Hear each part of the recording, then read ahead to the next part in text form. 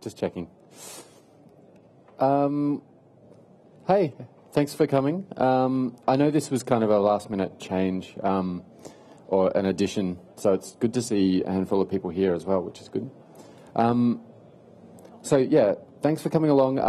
I am Damian Brady, who basically I'm an Australian guy who talks about DevOps stuff, pretty much. I stopped explaining like what company I come from a little while ago because it got confusing. But I used to work for a company called Octopus Deploy. Does anybody use Octopus here? Wow, that's like half of you. That's awesome. And then about a week ago, I moved to Microsoft. So I now work for Microsoft. I've actually answered more questions about Octopus since working at Microsoft than I did like the final weeks of working at Octopus. It seems that everybody just wants to know the Octopus stuff, which is fine because that's totally in my wheelhouse. I'm allowed to talk about it. It's a new Microsoft. I don't have to talk about just Microsoft things anymore, which is awesome. So yes, I am here. This is the team I'm working with. So if you know Donovan Brown, I'm on his team with a couple of other people who are yet to join but have been announced. So this is really exciting for me. Today's talk, though, is pretty much born out of questions that I keep getting asked at the end of all my other talks. So this even happened earlier today, which is the reason I'm doing this now as like an additional talk. The questions are usually things like, I know this stuff is important, but how do I convince my manager that this is something I should spend time on? There's this difference between what you understand is the right thing to do and what your management understands you should be spending your time on. So I've kind of tried to pull together a whole lot of little things that you can do now, even if you don't have the power to make huge changes in your organization. So if you're a politically powerless developer. So is everybody here a developer, by the way? That's pretty much all the hands. Anybody in kind of management a little bit? Okay. I'll try not to offend you very much in this, but there is a section where I'm talking about subversive kind of techniques to get around management. So you might need to watch out for that and fire some people. Anyway, so what happens with organizations that do DevOps? Often it actually, the drive to do DevOps comes from management down rather than organically from the developers up. If it comes from management down, sometimes it doesn't work very well because the managers just want that buzzword. And I'm saying managers as like a global, the business decides that it needs to do DevOps, and therefore it's a word we can add to our webpage. So what often happens is the manager will come up to you and say something along the lines of, hey, hi there, human resource, because you don't really need a name, you're just a human resource. So we need to tell our shareholders that we're doing DevOps, so off you go, now you can do DevOps. But you still need to involve the change review board, which has 28 people on it, and we want quarterly releases because any more than that is confusing. And also, we need sign-off from all the 25 department heads every time you do a release as well. Is that okay? So you still do DevOps, but we still need to do all this stuff, right? Which is not really what DevOps is, right?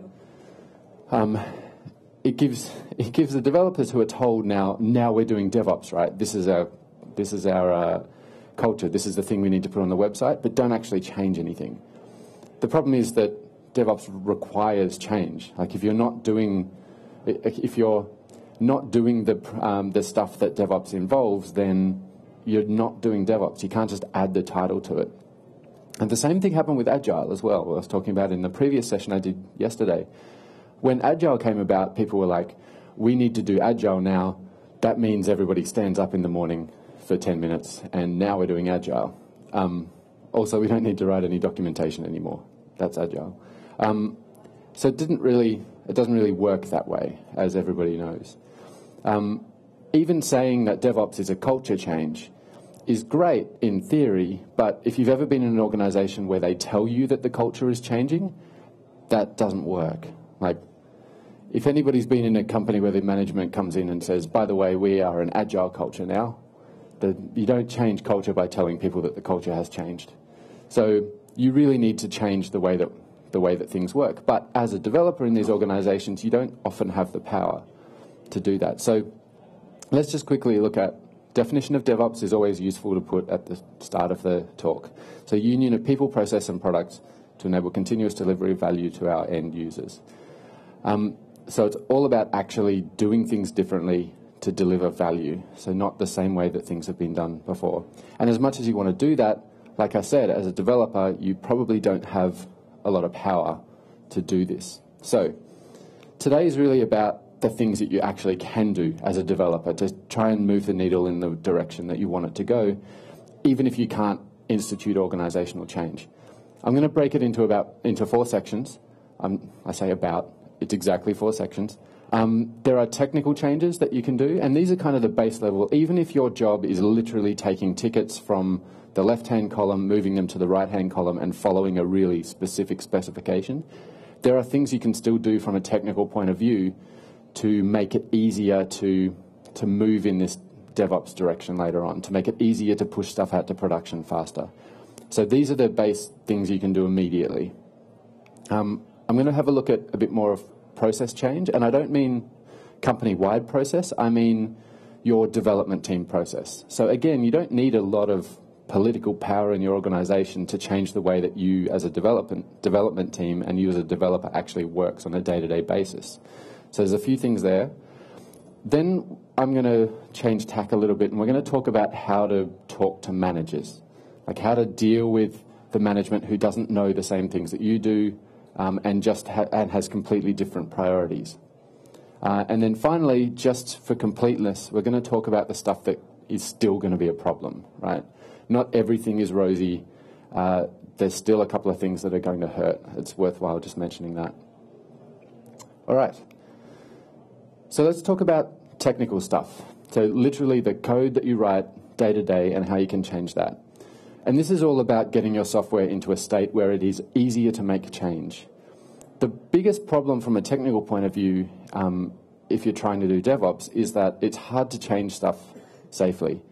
You know, the software is written in a particular way where when you make a change, it's a little bit difficult to make sure that that's absolutely going to work the way it's supposed to work, and definitely going to not cause problems in production. The problem is when this stuff starts happening, when there are bugs and stuff like that, the traditional way of handling that is to add some more bureaucracy and some more governance and sign-offs and things like that, which leads to this kind of bureaucratic deployment cycle that I've talked about, which basically goes like this. The deployments are so far apart because there's so much change in each deployment. There's so many things we have to approve, and there's so many things we have to approve because the deployments are so far apart. Like, we're pushing stuff to production irregularly, which means that there's so much risk in every single release. There's so many changes, which means that it slows down. This is a cycle that kind of feeds upon itself, and things get slower and slower and harder and harder. Strategies like, or frameworks like ITIL. Does anybody do ITIL in their organization? ITIL? No hands? That is awesome. I hate ITIL. So ITIL is, it's kind of the complete opposite of DevOps, right? The idea is you do as much planning and as much preparation up front to make sure that nothing can possibly go wrong when a change goes into production. Which means that when something does go wrong, when a change goes into production, because it still will, like we know it does, it's just really, really difficult to make changes to fix that problem. Meanwhile, the idea behind DevOps is to move fast and to move in a way that if the problem does make it all the way to production, it's really quick to fix that problem. Like the idea of the closer you are to danger, the safer you are. So the more you do this hard stuff, the easier it gets. So things like ITIL and making sure that you do all of this preparation up front to make sure there are no problems just makes fixing those problems a lot harder otherwise. Maybe there's fewer problems, but there's still going to be problems. The same thing happens with Agile. Like, we learnt that lesson, that planning everything up front and then just doing one big deployment at the end of the entire project doesn't work. We want smaller iterations, so small changes more frequently. So from a technical point of view, when you're writing code, the idea is to make change easier and safer. And the best way to do that is have decent testing strategies. So I spoke a little bit before about this, but the ideas of test-driven development and red-green refactor when writing tests. So test-driven development is essentially just you write your test before you write your code. So you have a requirement, you write a test to prove that whatever code you're about to write is going to work. That test is obviously red to start off with because it fails to start off with because you haven't written the code yet. Then you write the code and make sure it passes your tests. The reason you do that rather than the other way around is because you have a tendency, once you've written all of this code and now I need to write a test around that code, you test for the thing that you just wrote. So you have these expectations in your head. You've kind of lost sight of what the actual purpose of the functionality was.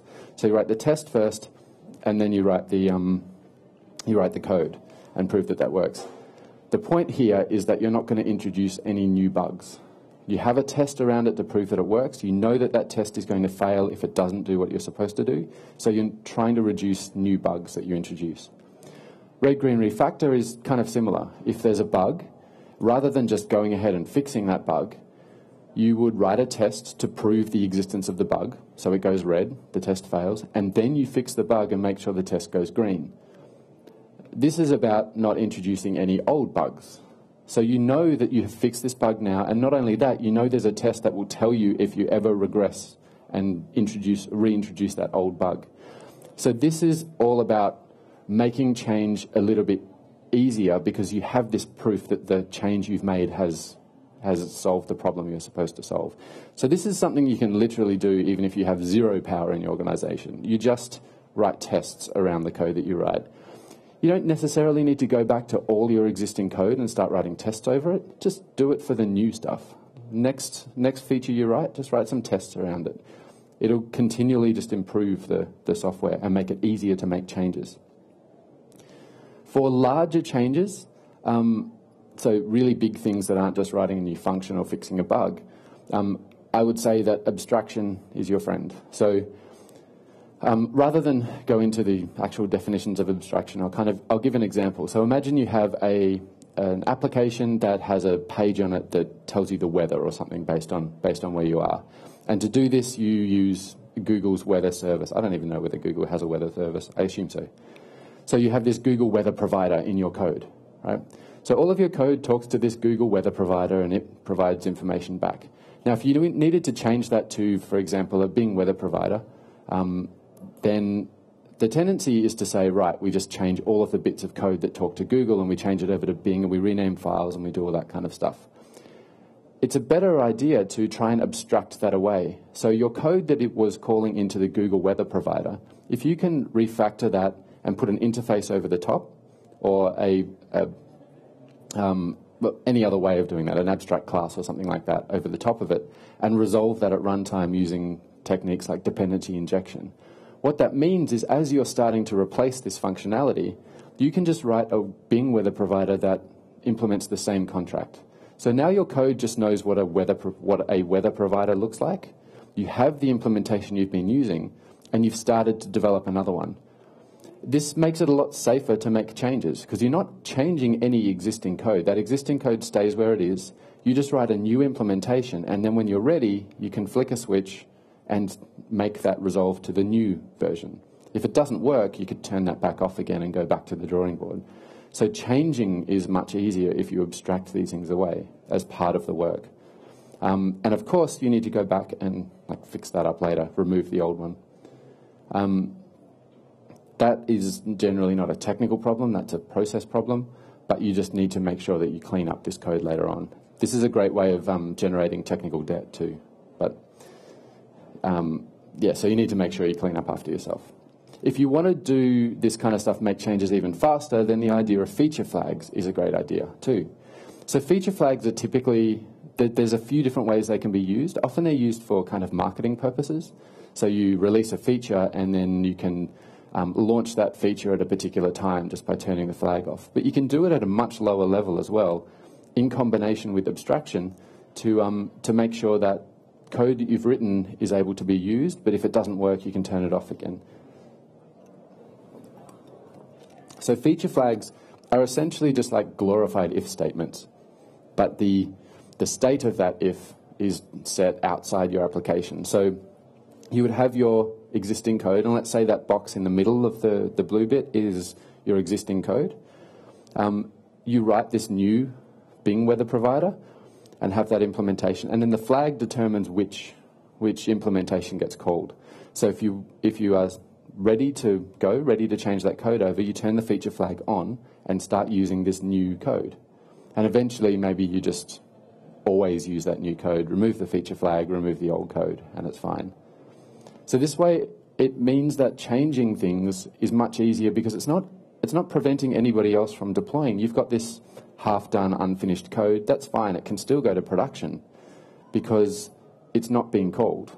It's never being called until you are ready to turn it on and say this is right. So this is all about making it easier to make changes and changes less risky, which is something you can do right now. Even if you're not deploying 100 times a day, this means that it's much easier to deploy faster because you know that the change isn't going to ruin everything and destroy your production system.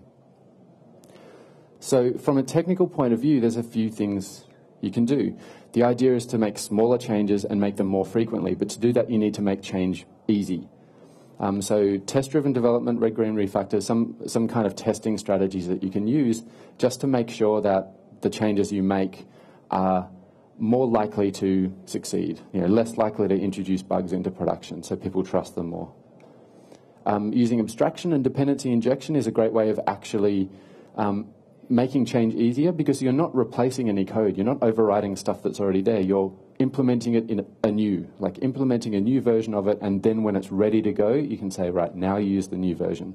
So this is generally a really worthwhile thing to do. And then, of course, feature flags as well, if you can do that. Now, again, you don't need to expose these flags to your managers or to your department heads or anything like that. This can just be a feature flag that sits in a configuration file, and even when you compile, you can set that flag to true or false and just release things. It doesn't have to exit your kind of development environment. It can still be a purely technical thing. So that's just a few things you can do, even if day-to-day is just development and you don't have a lot of power. If you have a little bit more control over the way that your development team works, or even the way that you work as a developer, then there's a few other things you can do. A lot of the problem with changing the process, especially of development teams and in established companies that have established products, is that people use excuses like, this is the way that we've always done it, or we can't do that here because something, something, something. I don't know. All of these basically just translate to, it's too hard and I don't want to do it. Making changes to the way you work is pretty difficult, and you have this momentum. You've always done things a particular way. Now I have to learn a new task. It's really difficult. I've been reading a book lately, actually, which talks about this and the idea of when you explore new things and when you just sit back with the things that you know. And there's the idea of older people or more established people in the industry saying, "Oh, I don't want to learn that new framework because, why are we always changing these things? I just like the way that I work." And then that's a legitimate decision that people who have been in the industry a long time. Like, I don't want to learn Angular 2 or Angular 4 or whatever it's up to now. It's probably changed while I've been on stage. I don't want to learn that because I know the way that I work and it's not worth investing my time. And that's really what this is. I don't want to change the way that we work because, I've tried heaps of stuff. I don't want to learn a new thing. But if you want to actually, as a company, if you want to actually compete a bit better, you need to start doing this stuff. Now, it doesn't mean that every single developer in your organization needs to be on board, because they won't. As long as there's somebody driving it who can show the benefits, the people who are skeptical are going to end up being dragged along, or they will self-select out of the organization. I've been in organizations before where this exact kind of thing happened, where we were like, we need to change the way we work. Got heaps and heaps of resistance from people who had been there a long time. And eventually, once the change is happening anyway, they either go along with it or they go and find another job. It's not ideal. Obviously, you want them to stay, but they can self-select out of this if they don't like it. The number one thing with this as well, if you say, well, it's too hard in our organization because something, something, something, your organization is not a snowflake, right? It's not the one organization that this stuff can't work in. If Microsoft can make a change so that they have 70,000 developers now using Git and one engineering system doing trunk-based development. They moved the Windows code base over to Git, and now they use the people who have been working on Windows are now working in Git. They even had to write like a Git virtual file system because Git didn't handle the size of the Windows code base, which, by the way, is about 270 gig, not of compiled code. That's 270 gig of source code, right? Git doesn't handle that very well natively. So they wrote this whole Git virtual file system thing just to improve the usability of it. So if they're able to do that stuff, then there are people out there who are finding it harder to do this kind of stuff than your company is. It's just a matter of actually going to do it. Interestingly, that Git virtual file system thing, the reason they had to do that is because a Git clone of the Windows repo took 12 hours, which is not great for productivity. Even a Git commit, like if you made a change and you commit it, that was half an hour it took. So they had to make these changes just to operate. But they can do it. So there's a company right now who's finding it harder to do DevOps than your company will, and they're still making inroads. One way that this can succeed is trying to get back to trunk-based development. The idea of lots and lots of branches and people working on independent bits of code that never really get merged and everything's a disaster when it does merge, that is really bad for a DevOps process. Like, you need to be able to deploy basically as fast as possible, and if the merge process is weeks of effort, then that's going to slow you down. So ideas like continuous isolation, which I spoke about in the last one, where your branch is so isolated from production, or from the master branch, sorry, that it's really, really hard to merge that back. And this happens with long-running branches and with complicated branching strategies. So that diagram represents Git flow, which is actually not a bad branching strategy. It's just that it can get quite complicated. There's feature branches that get merged back into dev, and then those get merged back into a release branch, and then the release branch, that gets released, and then there's a main branch that has patches against it. It gets complicated, and the tendency as well is to defer this kind of merge, because the merge is hard. Like, the merge is the hardest part of any of these branching strategies, which means that you should do it as much as possible, which sounds a bit counterintuitive, but the sooner you do it, the easier it's going to be. So the best way of doing that is to be developing on that same branch as much as you can. Feature branches and topic branches and stuff like that, perfectly fine, but just don't let them sit there for months at a time. Try and develop on the same trunk-based development, like trunk branch, as everybody else as much as possible. That will allow you to speed things up.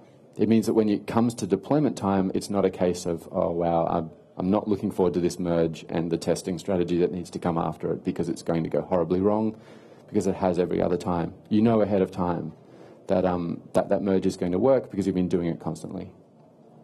The other thing in terms of your process is to automate everything you can. So if you do a task a handful of times, like build, copy those files to a server or to a test server, restart IIS, something like that, that's something you should automate. And that allows you to just write code, like as developers. If that automated process means that you can get stuff out to a test server like automatically, immediately, that's going to free you up so easily for actually doing the job that you're hired to do.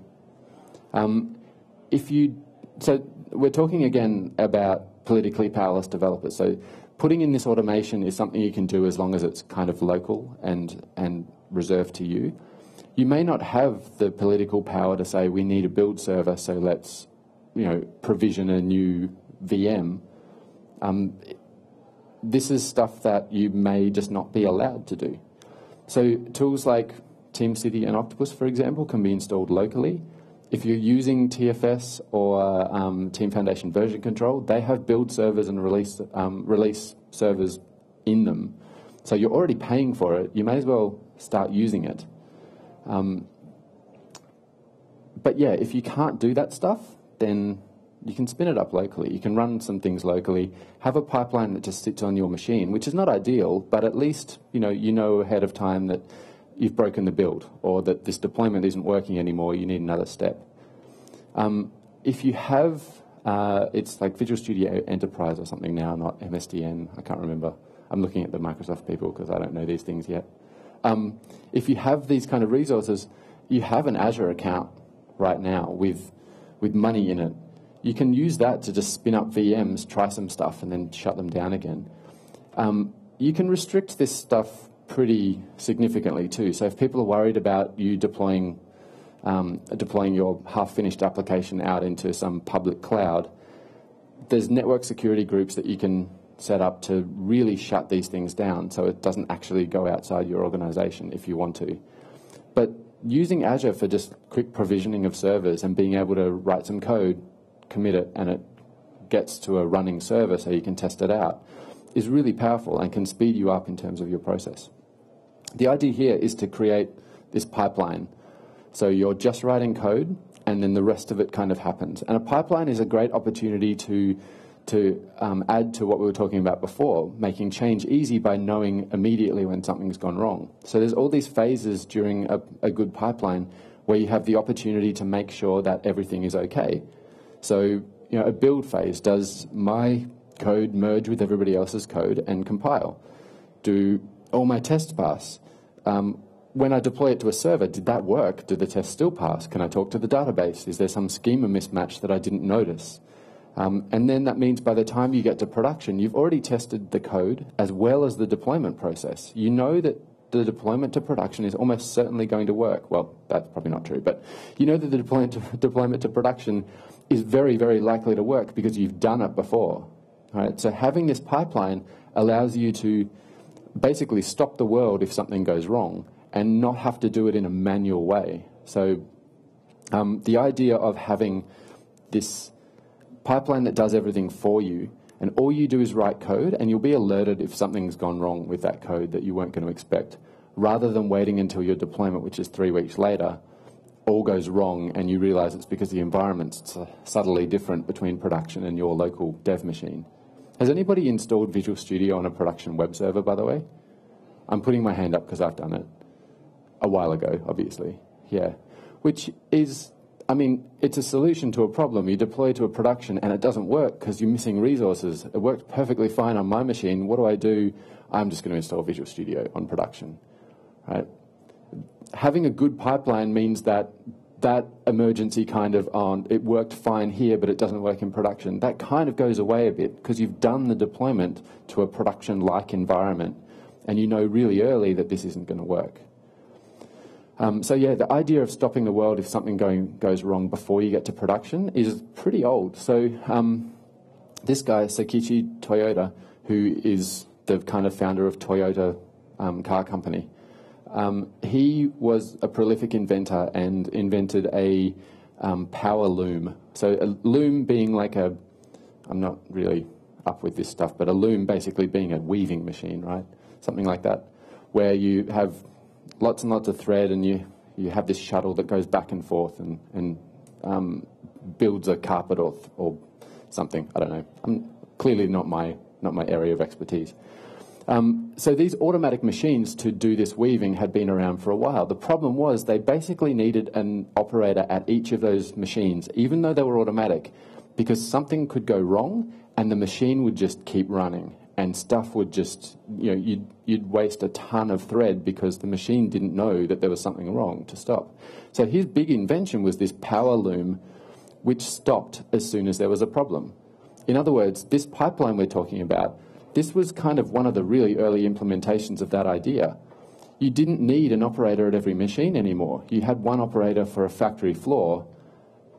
A loom would stop working because the thread got tangled or something like that. He could go fix that and then start the process again. So stopping it as soon as you possibly can is the idea, and it's been around for a long time.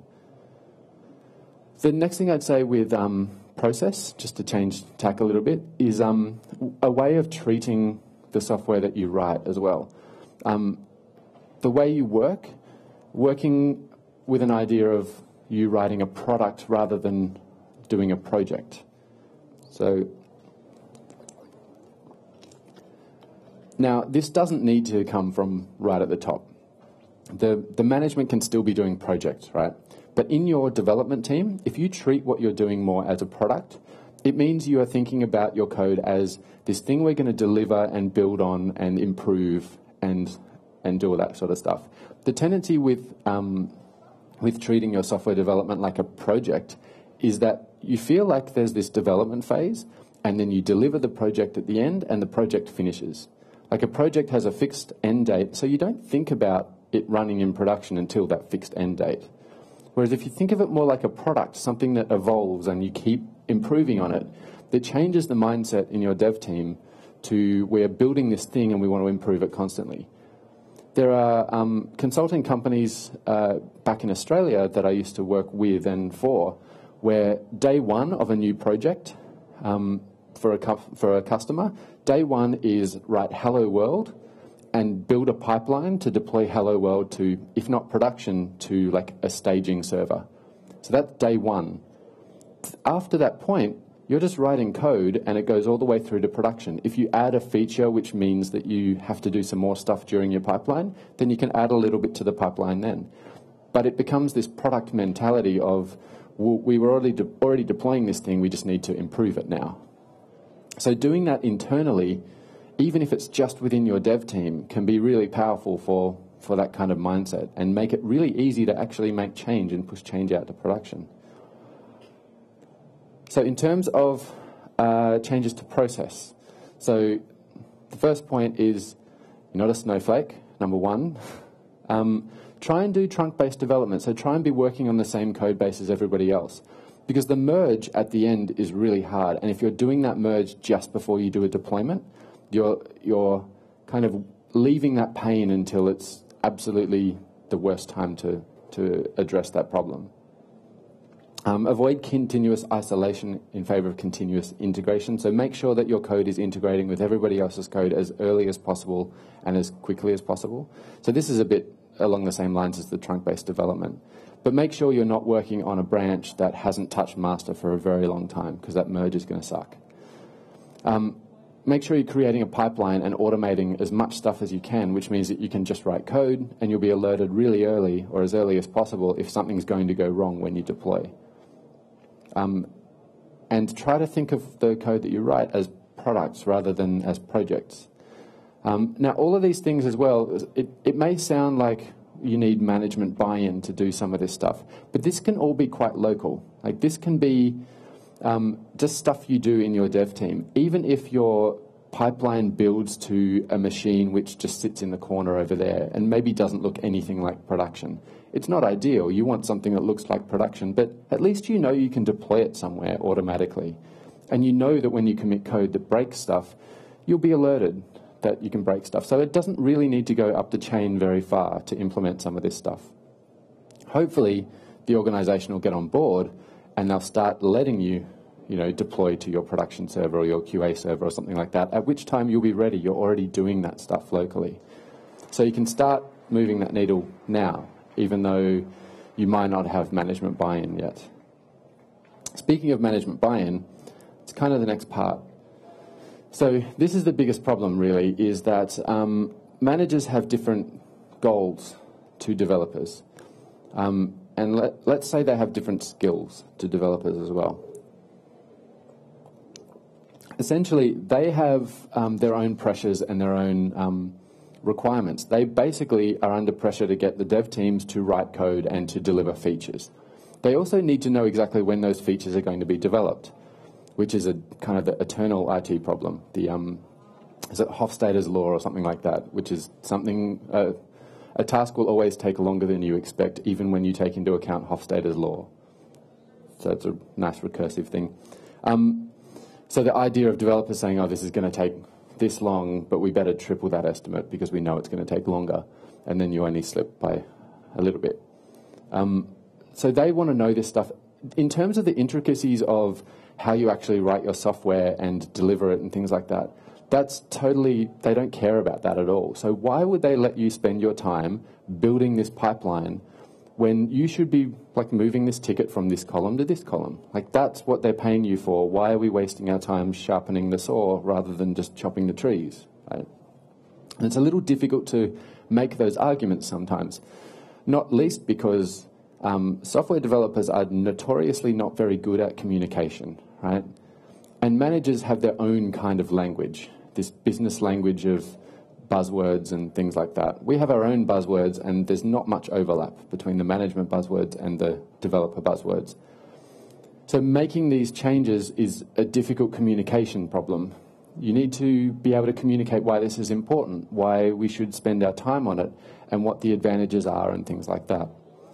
Most of the change that's happened in software development and IT in general kind of follows this pattern of analyze what's going on, acknowledge that there's a problem with it, and make an adjustment to fix whatever that problem is. So if you think about everything, like Agile was a analysis of how projects were going, an acknowledgement that we can't plan everything up front and be correct when it goes to production, for example, and then an adjustment to how we work. Well, maybe we should do smaller changes and little iterations and things like that.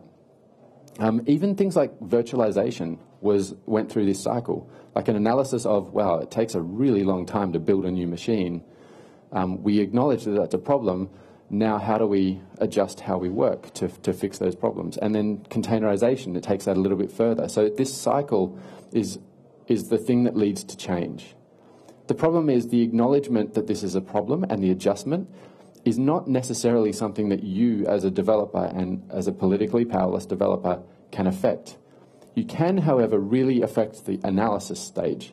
So if you start feeding your manager information to prove that there is a better way of doing stuff, or to prove how much time is being wasted with governance and bureaucracy and things like that, that can at least push them in the direction of acknowledging that there's a problem. So coming in at the start is a good way of starting to encourage change, even if they don't quite understand the intricacies of what you're doing day to day. The first thing you need to do, though, is actually measure stuff.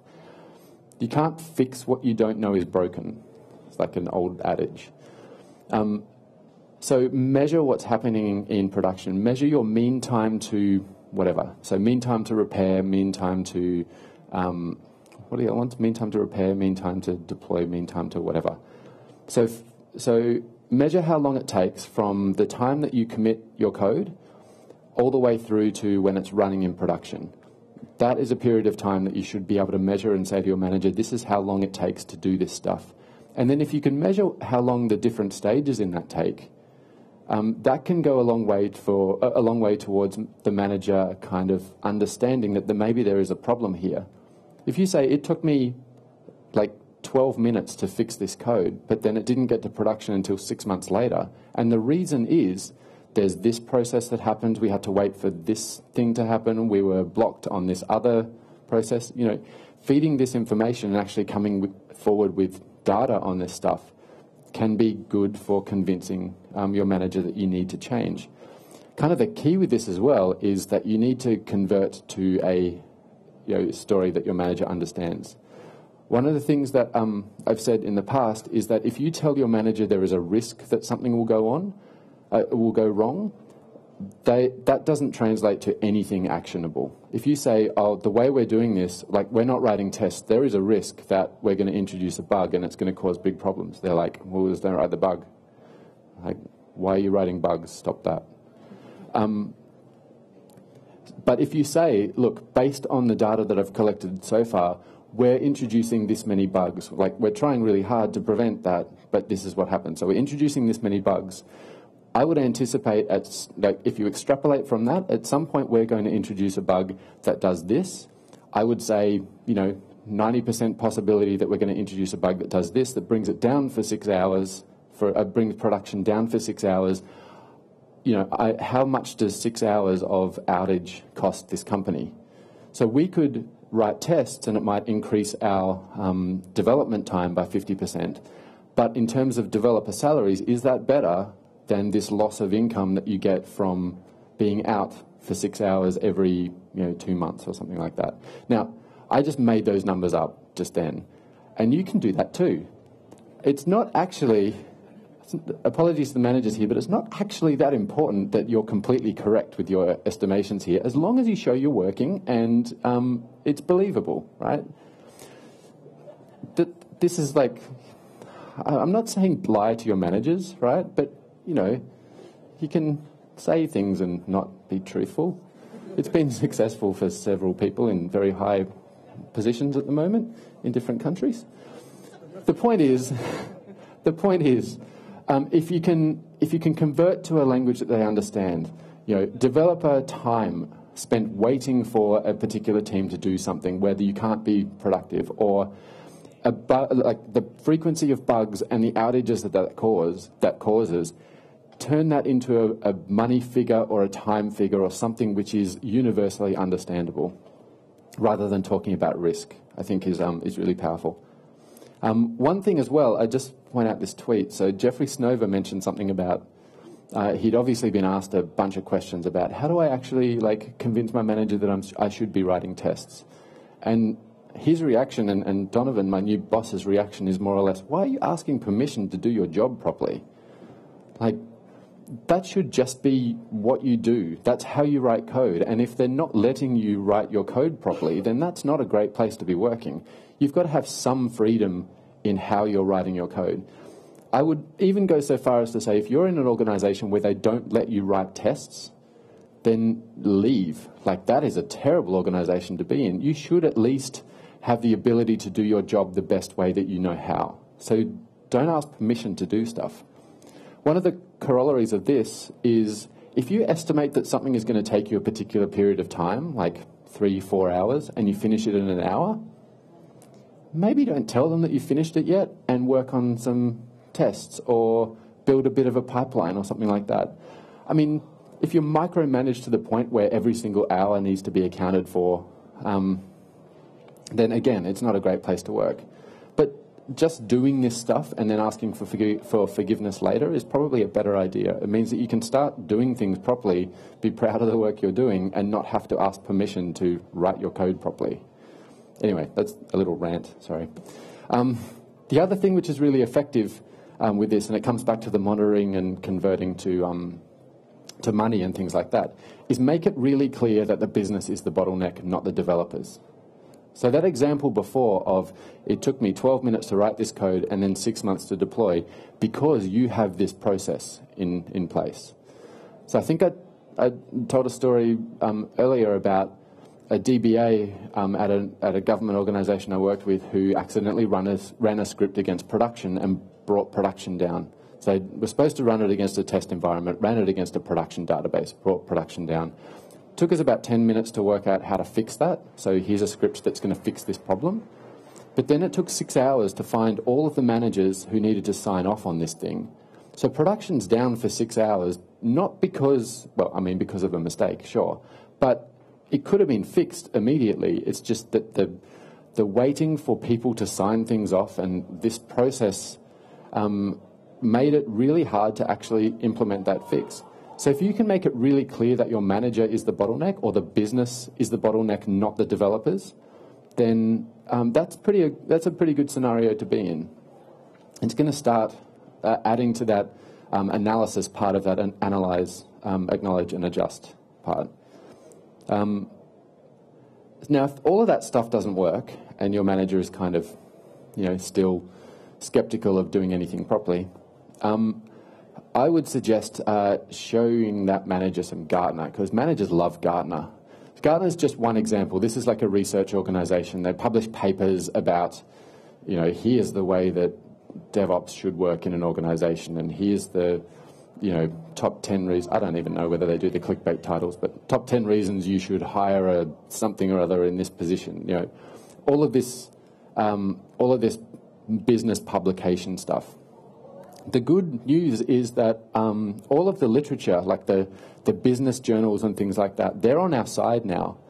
They've actually started coming around to the idea that doing things in a kind of DevOps way is genuinely beneficial. And they have figures around this. They have research around this to say this is actually correct. Even better, so here's one example from Gartner. There's an article they've got called The Science of DevOps Decoded.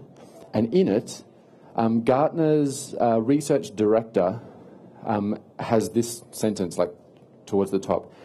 The bold bit, followed by a plan to do things differently to take the company into the future.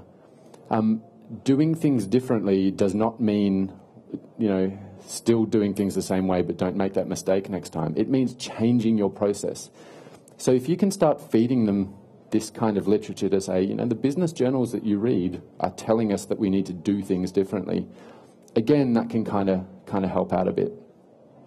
There's a State of DevOps report that gets published every year by an organization called DORA, so just DevOps Research and Assessment, as well as Puppet. I mentioned it in my last talk and forgot to mention that Puppet does it as well. So they collaborate and produce this thing. It's supported by a whole bunch of other companies as well.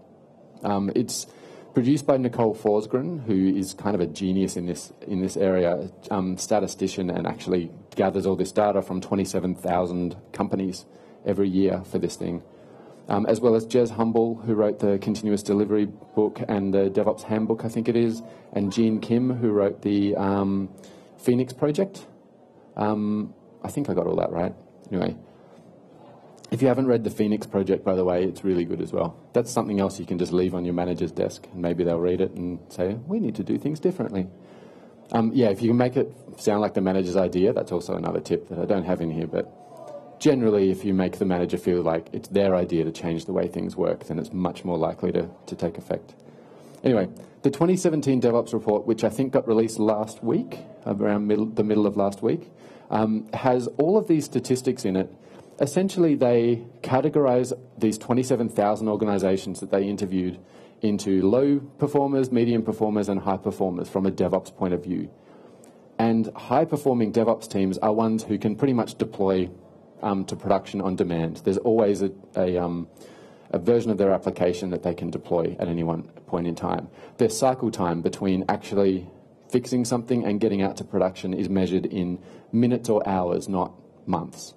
So versus like the low performers who maybe deploy once every 3 to 6 months, for example.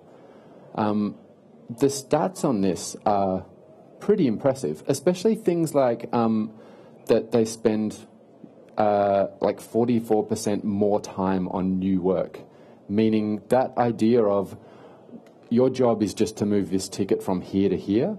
Like you can do 44% more of that if you're starting to do this DevOps stuff properly. So these kind of stats can go a long way to convincing management that stuff needs to change as well. Gartner even had a prediction. So Gartner does like future views of stuff, so they do predictions as well. I think they predicted that 50% of CIOs who don't make organizational change to do DevOps stuff, 50% of CIOs who don't do that are likely to be let go by their companies in the next 12 months. That's a hell of a prediction. Like, if you can say to your CIO, hey, if we don't do this, you're probably going to get fired.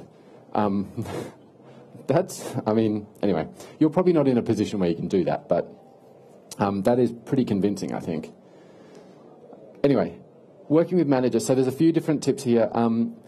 Think about the fact that this change only happens through this analysis, acknowledgement, and adjustment kind of cycle, and try to affect the analysis stuff as much as possible. Measure everything you can, mean time to actually get stuff out. Make it really clear that the process is getting in the way of moving stuff to production, which means monitoring and then doing a cast to money, or like putting it in terms that that management will understand. So money and time is kind of the biggest thing there.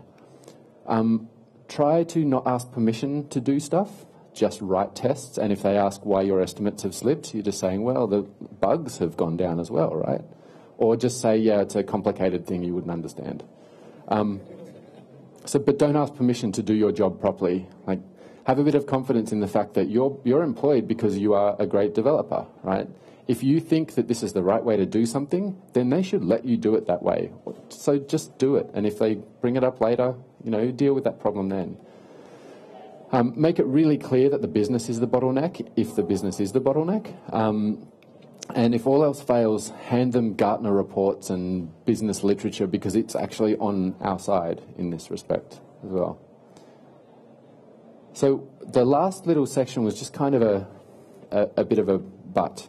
So you've got to be aware that even as you start to do things better and be able to deploy more frequently and make these changes, not everything is going to be rosy. You're not going to see benefits really, really early. I showed this graph in the last talk as well, but this is from the 2016 State of DevOps Report, and it's a band of the change failure rates. So the number of changes, the percentage of changes that go in that fail. So low performers fail about between 15 to 30% of the time. So 15 to 30% of their changes go bad if they're a low performer, which means they're deploying every 6 months or something like that. Medium performers, which can probably deploy between days and weeks or something, that's how fast they can get stuff out, it actually gets worse for them. So as they're trying to get better at DevOps, they actually get more failure happening. This is a problem, especially if you're starting to try and do this stuff better.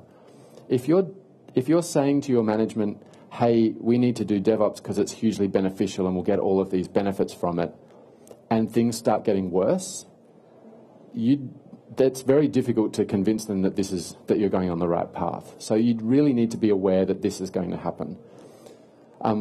One way of doing that, which I'll talk about in a sec, is just making sure you make small changes. So don't try to do this as a big bang thing, right? Now we're doing DevOps.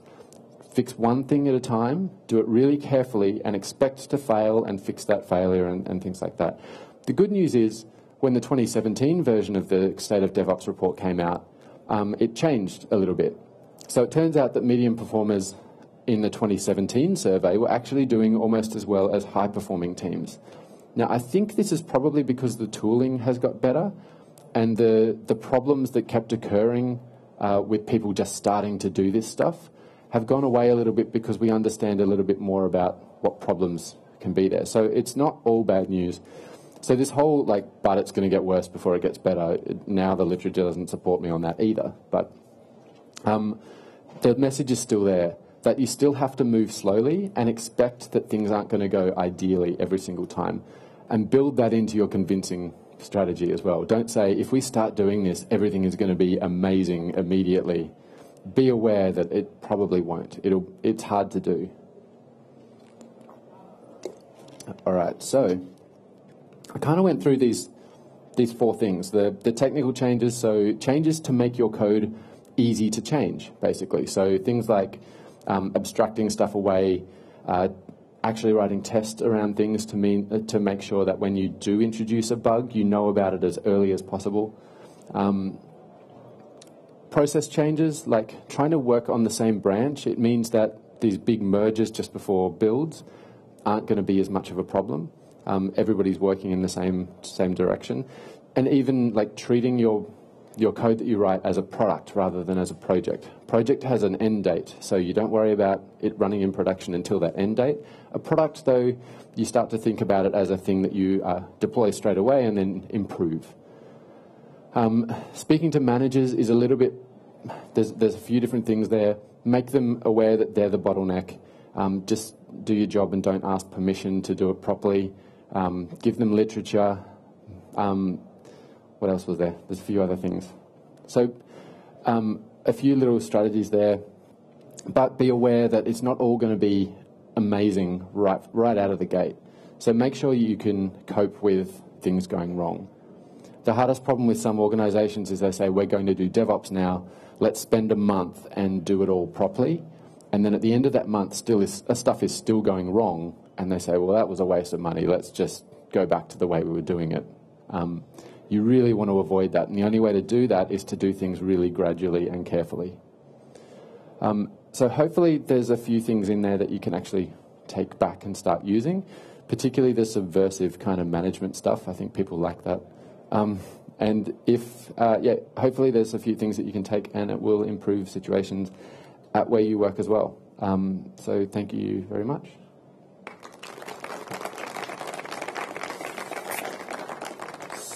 So I think there's 5 minutes or so for questions. Yeah?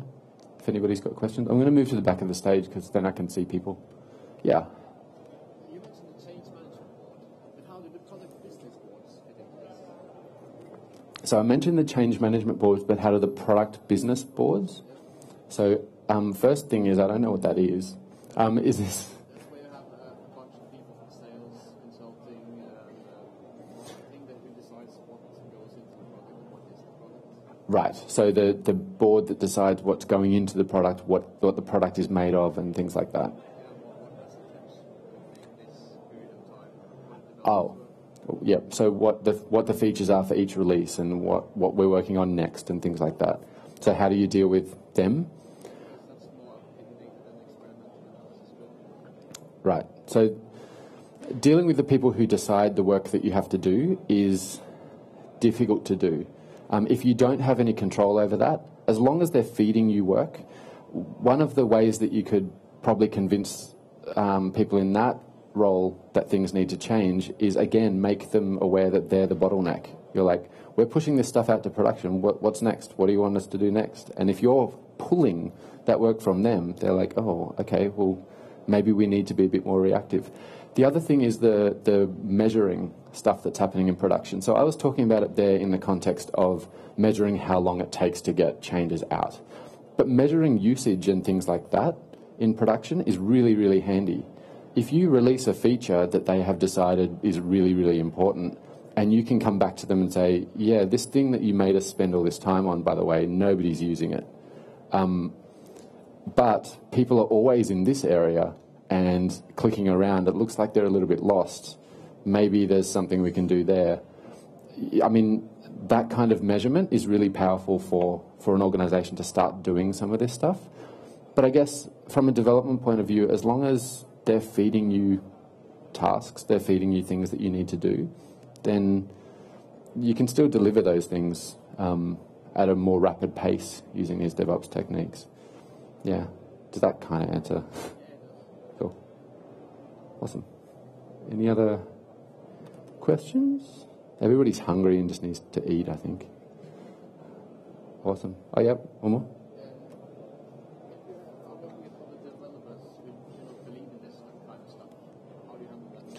Yeah, so how do you handle developers who don't believe in this stuff? So the testing stuff and the deployment stuff and the integration stuff. I think to some extent, if you could try to bring people along with you and they are just not following, like they just don't care, like we don't need to change this at all. Why am I putting in all this extra work? Why am I learning these new things? As long as there's some people who can kind of just do it anyway, either they will be forced to do it, like they will be forced along that journey with you and hopefully buy into it by seeing it being effective. But if they're not, and they're just hating it and resisting everything, sometimes they kind of leave or decide that this isn't the place for them. So I was in consulting a couple of jobs before, and the first gig I had as a consultant for this company, I got brought into an organization where they thought... we were basically brought in there because the developers didn't agree with each other about how they should work. And the more senior developer said, we should get these consultants in because they're just totally going to agree with me. And we went in there and we did not agree with him. He was operating very much in I just do the code that I do, and then I have my own stuff and I'll build it, and if you break it, then that's your problem.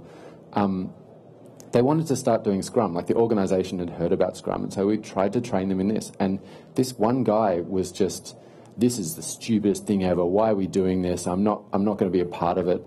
We tried really hard to get him on board. In the end, we ended up putting him in his own team, and everybody else, all the other developers were doing Scrum, and he had his own stuff. It was still painful because he was still working on the same code base. But everybody else in the company was on board with this thing except for this guy.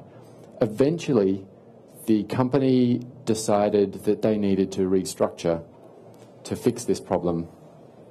So they restructured, changed the job titles and things like that, and made everybody reapply for the new version of their job.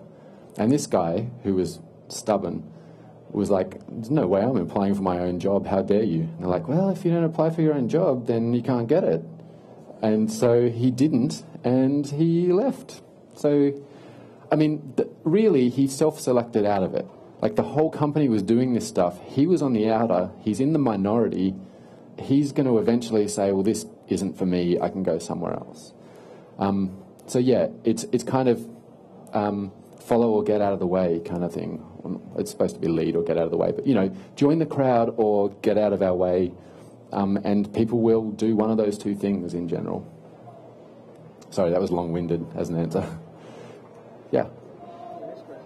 I think it's really important to find the stakeholders. That DevOps core group to find the stakeholders, split with them, and ignore the rest. Yeah. So the comment was, it's really important to find a stakeholder, find somebody with a bit of power and or somebody who's driving this stuff, and ignore the other people. Yeah, and that can be you. Even if so, this is about politically powerless developers. But if you have a junior developer who's like, we need to try this stuff, and they do it, and you see it succeed, then you're like, oh, okay, well. So as long as there's somebody there with the drive to actually make this change, or somebody who believes in it and they push at it, people will come along, I think. If stuff works, then it works. I mean, you can't argue with that. Yeah. Yeah, good comment. That's a good point. Awesome. All right, I will let everyone go. You should eat. Thank you, everyone, and yeah, have a good rest of the conference.